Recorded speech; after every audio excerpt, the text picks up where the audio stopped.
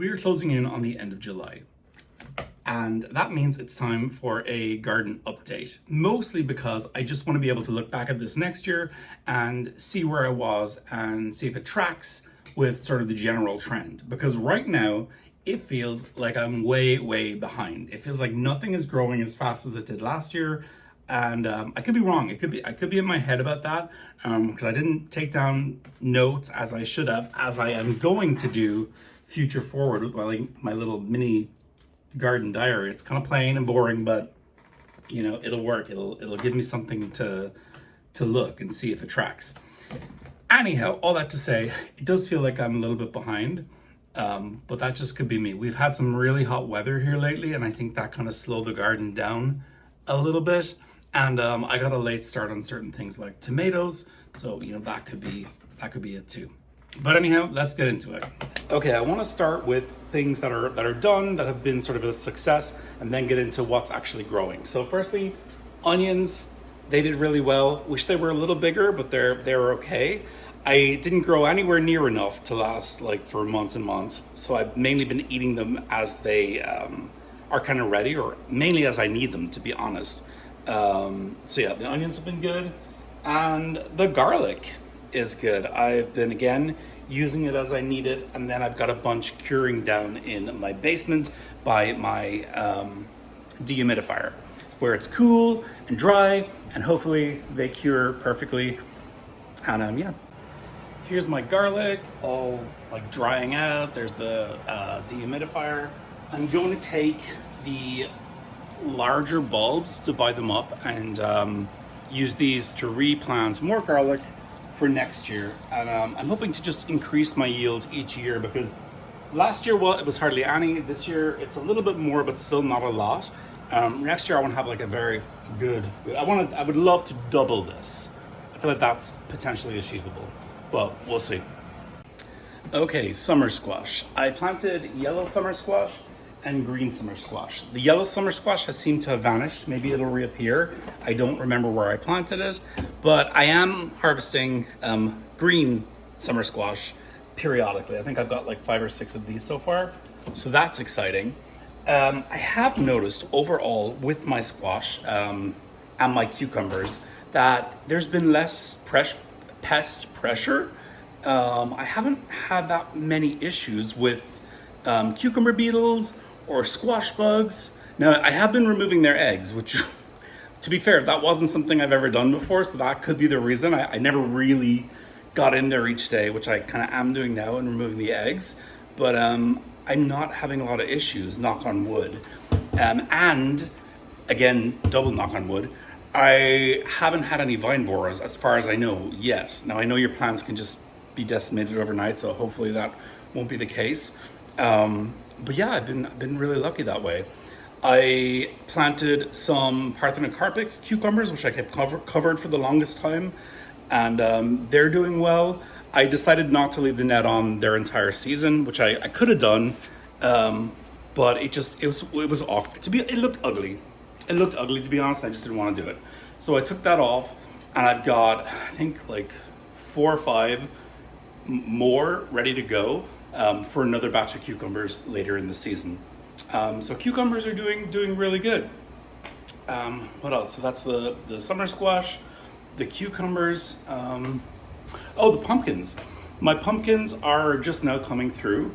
I'm really excited again. Very little pest pressure, thankfully. So I think I'll get a good harvest of pumpkins this year. And I've also started just this past weekend a batch of small, like miniature little sweet pumpkins. It's quite late in the season to start them, but I should have enough time to have them for Thanksgiving. So fingers crossed they will do really well. That will be, excuse me, I'm hiccuping. That would be awesome. Okay, speaking of pest pressure, my kale is just now being decimated by the cabbage moth caterpillar. They're flooding around, these little white little moths, and they're caterpillars, they're larvae, caterpillar, whatever they are, love to eat kale, and they're really going to town on my kale right now. So the kale pretty much done for the season, I believe. But one interesting thing that I noticed, and that I recently heard Growfully with Jenna say, she's my favorite gardening channel, is that they seem to have a preference for the dinosaur kale. I noticed in my garden that they went for everything, but like they mainly seemed to focus on the dinosaur kale until they completely destroyed all the dinosaur kale. Then they moved on to the curly kale, the Yates kale, and all the rest of the kales. So, you know, maybe there's something to that. Maybe you can use it as a trap crop. I don't know. I personally planted way too much kale, so I wasn't that upset with the cabbage moth this year. I was kind of like, go on, just do your thing. Hopefully the birds got to eat some of them as well. So, not the kale, the caterpillars. You know what I mean. Yeah, so that's where my kale is pretty much done.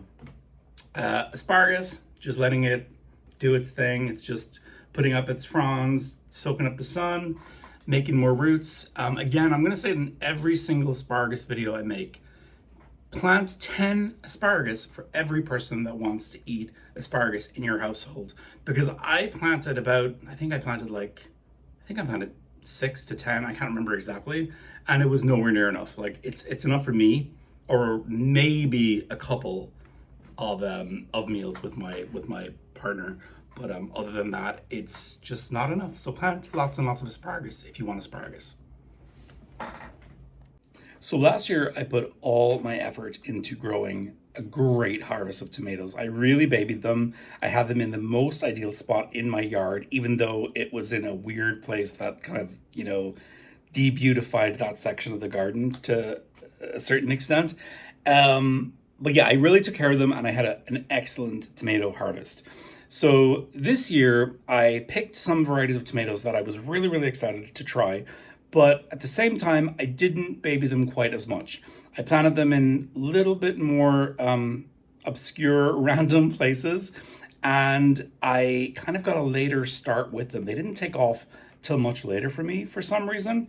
So there were a bunch of issues. And then we had this heat wave, which I guess is somewhat predictable, but it was in the 90s for the longest time.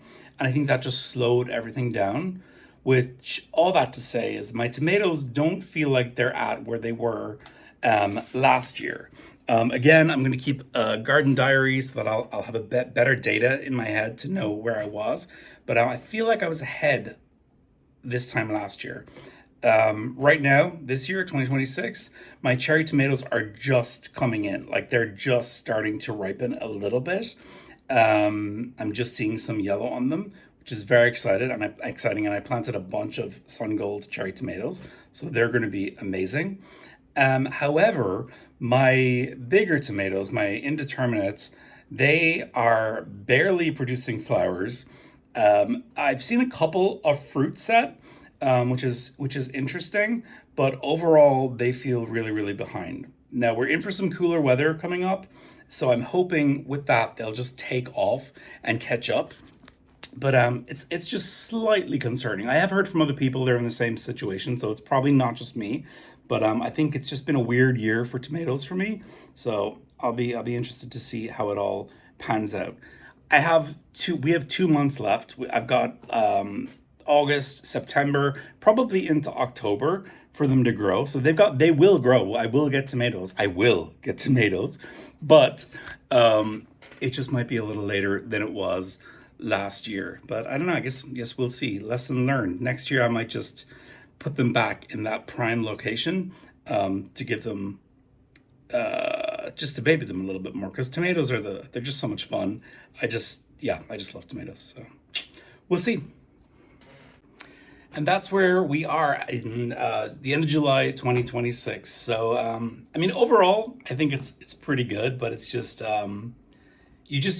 each year you kind of like you're almost thinking ahead to the next year. How can I do it better? How can I avoid these mistakes? How can I be more productive? How can I get more interesting, all the things. So it's you kind of beat yourself up a little bit. But overall, I think things are going pretty well.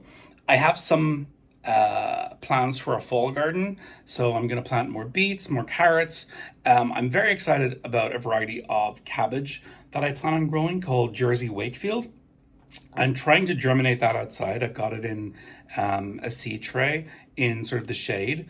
it'll be interesting to see if it does germinate. If it doesn't, I'm going to have to quickly get some going in here. I'm thinking about doing broccoli. I'm not sure, but I may do broccoli. And I probably will do some spinach for the fall, and try and overwinter the spinach. Because one year, last year or the year before, I overwintered spinach, and it was just so cool to have it in like early February, March. I don't know. I had it early the next year. It was really cool. And I think that's it. There. I guess I could put down peas. I'm not sure if I really want to or not. But that's where we're at. So let me know in the comments where you're at, if how your tomatoes are doing. I would love to know, especially if you're in zone 6A. I'm just so curious if I'm as far behind as I think I am, or if it's actually, if I'm where, I don't know. It varies, and it varies from garden to garden. We've all got our own little microclimates and situations, so who knows. But yeah, that's pretty much it. So thank you for watching. Please like and subscribe and all that good stuff, and I will see you next time. Peace. Oh, I totally forgot. I'm sorry. Peppers. The bell peppers have been kind of a disaster. I've not been watering them regularly, so a lot of them got blossom end rot. The plants seem to only produce like one or two fruit each, and they're slow to grow. And I've not had one that's come to like the full size of a bell pepper that you get in the grocery store yet. So not a big fan of the bell peppers. The serrano peppers, amazing. They're doing great. I need to figure out what to do with serrano peppers. I love spicy food. I like serrano peppers. I don't know, I want to use them in the best possible way. I'm kind of wondering if there's a way to pickle them. I think like that could be really good. Pickle peppers, that's a pretty common thing, isn't it? Of course I'm sure it is. Okay, well, anyway, the peppers are a mixed bag. Basically, bell, no. Serranos, yes.